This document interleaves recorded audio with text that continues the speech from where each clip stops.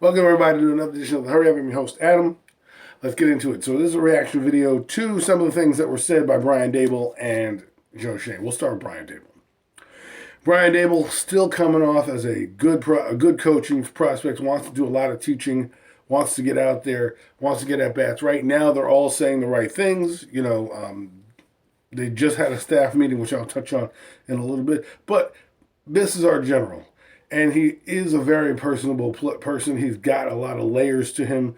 He's got a lot of foundational techniques, and we'll see what happens. He's at the combine. Other staffs aren't, but I'm glad that at least him and Shane are at the combine. This is a good way to build and see. Hey, we just had our staff meeting. Let's see if we can get some of the guys we like on our radar, move them up and down the draft boards. Because what's going to happen now is they're going to get a cluster of players, right?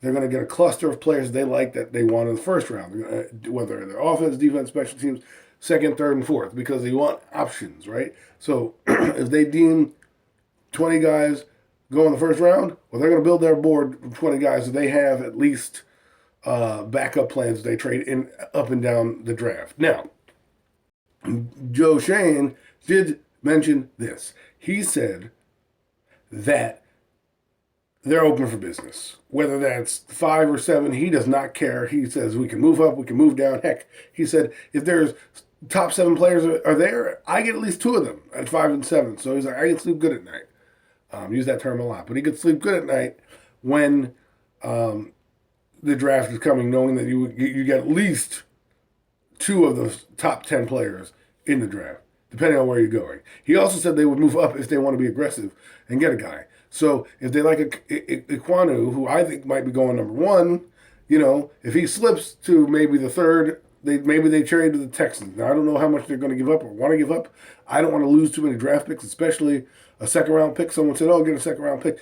You've got a lot of players, and it's a lot of these draft experts, Pauline, Connor Rogers, Lance Zierlein, say there's a lot of good players in the top 60.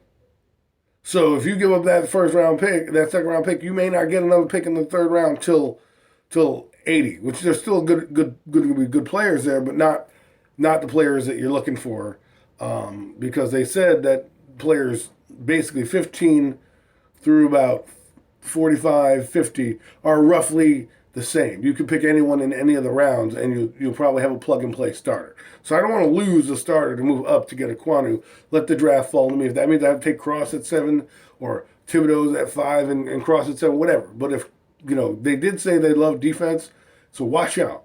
Watch out. There may be a guy in the top 10 that they like. KT. We'll work on that, and we'll see how their evaluations go throughout the week, because I think defensive line is on Friday or Saturday, so we won't really know about Kayvon Thibodeaux. You will get to see the quarterbacks on Thursday. That'll be interesting to see. Joe Schoen and Brian Daboll both said they're going to be interested in the quarterback class this year. Whether or not they draft one, it's just meaning they're doing their due diligence. They do want to bring in competition for Daniel Jones, whether that's via the draft or via free agency. It's looking like free agency may or may not happen. There's a lot of quarterbacks on the market in free agency or going to be traded this offseason, depending on who you are. You got Russell Wilson, Jimmy Garoppolo, Mitch Trubisky, Marcus Mariota, and that's just to name a few off the top of the head. So we don't know exactly where these are going to go. This is exactly why this part of the season is fun, so you can get a parameter deal in place. They did say they're open for business, which means they could move up and down the draft. Like I said, I don't want to do that. They also said they would be interested in trading anybody on the roster. Anybody on the roster.